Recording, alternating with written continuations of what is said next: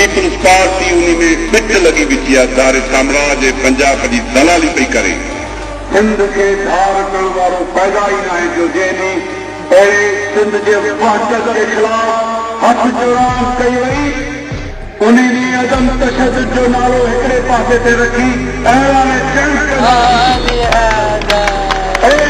कंदासीं भले असां मार थी वञूं वतन तो कुर्बान थी वञूं पर धारा साम्राज्य ही तू सिंध की वहदत के खिलाफ ॻाल्हाए सिंध के अंदर खाना जगी करण घुराए थो। असां चऊं था त पंजाब साम्राज्य सिंध खे मुस्तक़िल कानूनी थो सम्झे ऐं असां के फतेह थियल इलाइक़ो सम्झी पंहिंजा फ़ैसिला ज़बरदस्त खणण जी कोशिश करे रहियो आहे। जेका साज़िश सिंधी क़ौम कंहिं बि तरह सां कामयाब थियण न ॾींदी।